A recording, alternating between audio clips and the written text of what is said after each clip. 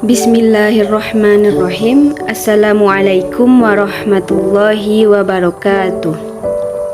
Selamat datang pada pembelajaran PAI dan Budi Pekerti. Pada pertemuan kali ini, kita akan belajar salah satu materi kelas 9, yaitu meraih kesuksesan dengan optimis, ikhtiar, dan tawakal.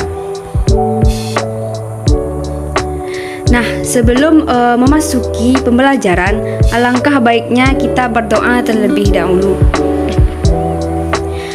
A'udzu billahi minasyaitonir rajim. Bismillahirrahmanirrahim. Allahumma inni as'aluka ilman nafi'an wa rizqan thayyiban wa amalan mutaqabbalan.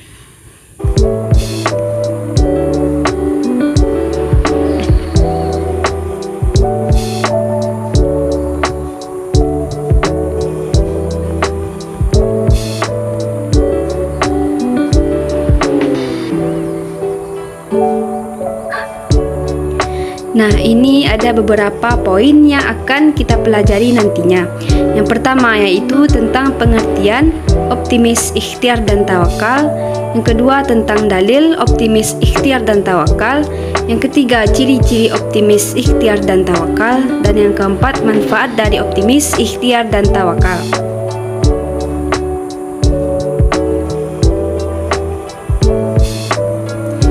Kita masuk kepada materi yang pertama, yaitu tentang optimis. Apa itu optimis? Optimis adalah sifat orang yang memiliki harapan positif dalam menghadapi segala hal atau persoalan. Kebalikan dari optimis adalah pesimis, yang berarti sifat orang yang selalu berpandangan negatif dalam menghadapi segala hal atau persoalan. Sifat optimis termasuk perilaku terpuji yang harus dimiliki seseorang muslim, karena sifat optimis akan selalu melahirkan pikiran yang positif dan prasangka yang baik kepada Allah Subhanahu wa Ta'ala. Nah, apa saja ciri-ciri perilaku dari optimis ini? Yang pertama, yaitu memiliki harapan yang baik pada saat sebelum melakukan suatu pekerjaan.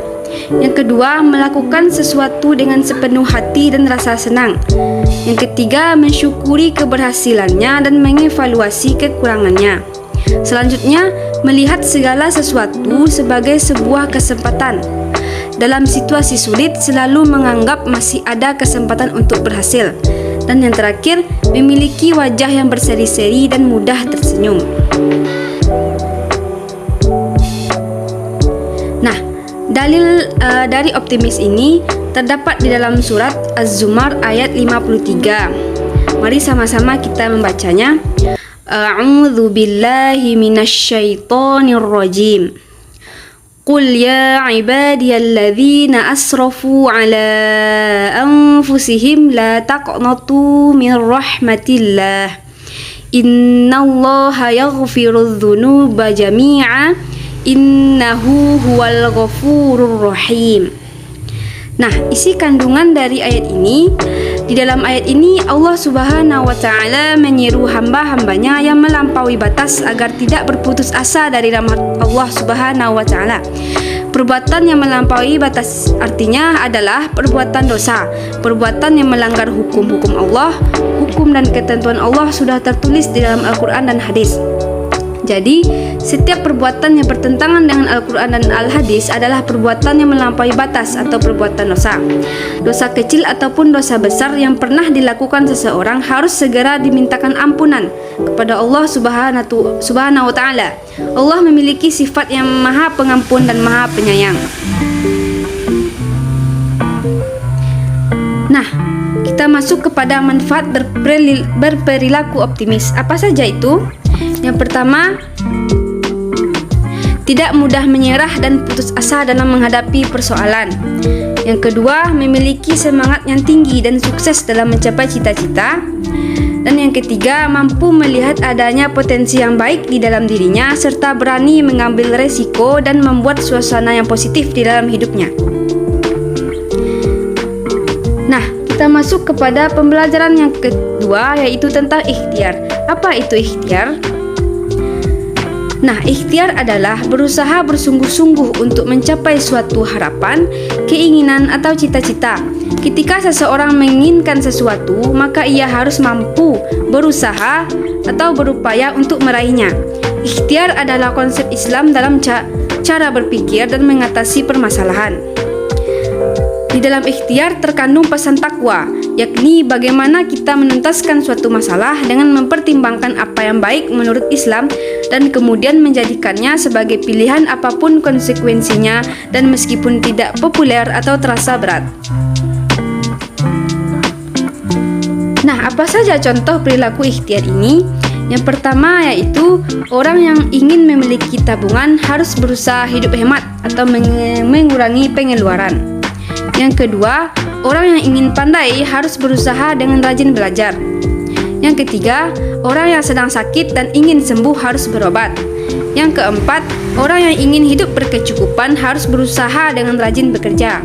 Dan yang kelima, orang yang ingin sehat harus berusaha dengan rajin menjaga kebersihan dan berolahraga. Nah, kita masuk kepada dalil. Dalil tentang ikhtiar ini terdapat di dalam surat An-Najm ayat 39 sampai 42. Mari kita sama-sama membacanya. A'udzu billahi minasyaitonir rajim. Wa allaysa lil insani illa ma sa'a wa anna sa'yahu sawfa yura thumma yujzahul jazaa'al awfa wa anna ila rabbikal muntaha. Nah, isi kandungan dari ayat ini, Allah Subhanahu wa Ta'ala berjanji akan memberikan balasan yang sempurna kepada orang yang mau berusaha keras. Setiap usaha atau ikhtiar untuk memenuhi kebutuhan hidup hendaknya diawali dengan niat karena Allah Subhanahu wa Ta'ala semata. Seperti contohnya seorang pedagang yang menjajakan dagangannya di pasar dengan penuh harap akan mendapatkan rezeki yang banyak. Nah, kita masuk kepada manfaat dari ikhtiar. Nah, apa saja manfaat dari ikhtiar ini? Yang pertama, merasakan kepuasan batin. Yang kedua, dapat berhemat karena merasakan susahnya bekerja. Yang ketiga, menghargai jerih payahnya. Dan yang keempat, tidak menggantungkan orang lain di dalam hidupnya. Nah, kita masuk kepada materi yang ketiga, yaitu tentang tawakal. Nah, apa itu arti tawakal? Tawakal artinya berserah diri kepada Allah atas hasil usaha kita setelah berusaha dengan sungguh-sungguh dan berdoa. Dengan kata lain, tawakal adalah berserah diri kepada Allah dengan bersungguh-sungguh setelah melakukan usaha atau ikhtiar. Jadi, tawakal adalah berserah diri kepada Allah. Maksud berserah diri di sini yaitu setelah kita berusaha bekerja dengan sungguh-sungguh, kita akan menyerahkan hasilnya kepada Allah, maupun itu sesuai atau tidak sesuai ekspektasi kita. Yang terpenting kita sudah menyerahkan segalanya kepada Allah dengan usaha dan doa. Nah, apa itu ciri-ciri dari tawakal? Yang pertama, tidak pernah berkeluh kesah dan gelisah. Yang kedua, tidak meninggalkan usaha dan ikhtiar untuk mencapai sesuatu. Yang ketiga, selalu bersyukur apabila mendapat nikmat dan bersabar jika belum atau tidak tercapai apa yang diinginkannya. Yang keempat, menerima segala ketentuan Allah dengan ridho terhadap diri dan keadaannya. Yang kelima, berusaha memperoleh sesuatu yang dapat memberikan manfaat kepada orang lain. Dan yang keenam, menyerahkan dirinya atas semua keputusan kepada Allah Subhanahu wa Ta'ala setelah melakukan usaha dan ikhtiar secara sempurna. Nah, kita masuk kepada dalil dari tawakal, yaitu terdapat dalam surat Ali Imran ayat 159. Mari kita sama-sama membacanya. A'udzu billahi minasyaitonir rajim. Fabima rahmatin minallahi linta lahum walau kunta fazzan ghalizal qalbi lam faddu min hawlik fa'fu anhum wastaghfir lahum washawirhum fil amr fa idza azamta fatawakkal 'ala Allah innallaha yuhibbul mutawakkilin. Shadaqallahul azim. Nah, ayat ini mengandung pesan-pesan yang mulia bagi umat Nabi Muhammad SAW. Melalui ayat ini, Allah menyatakan bahwa Rasulullah memiliki kepribadian yang lemah lembut, santun, dan berbudi pekerti luhur. Akhlak mulia Rasulullah tersebut merupakan rahmat dari Allah, rahmat Allah yang merupakan karunia sangat berharga bagi kehidupan seorang manusia. Nah, kita harus berusaha dan berdoa supaya mendapatkan rahmat dari Allah tersebut.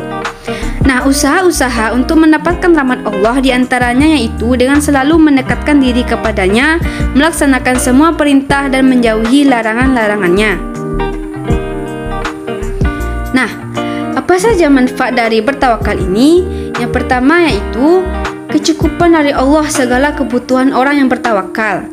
Yang kedua, mewariskan kekuatan hati, keberanian, keteguhan, dan menantang para musuh. Yang ketiga, mewariskan kesabaran, ketahanan, kemenangan, dan kekokohan. Dan yang keempat, mewariskan rezeki, rasa ridha, dan menjaga diri dari kekuasaan syaitan. Nah, itu tadi rangkuman salah satu materi pada mata pelajaran PAI dan Budi Pekerti kelas 9. Nah, sebelum berakhirnya pembelajaran kita kali ini, alangkah baiknya kita membaca doa setelah belajar. A'udzu billahi minasyaitonir rajim. Subhanakallahumma wa bihamdik asyhadu an la ilaha illa anta astaghfiruka wa atubu ilaik. Cukup sampai di sini pembelajaran kita kali ini. Apabila ada kekurangan dan kesalahan, mohon dimaafkan. Terima kasih. Semoga bermanfaat. Wassalamualaikum warahmatullahi wabarakatuh.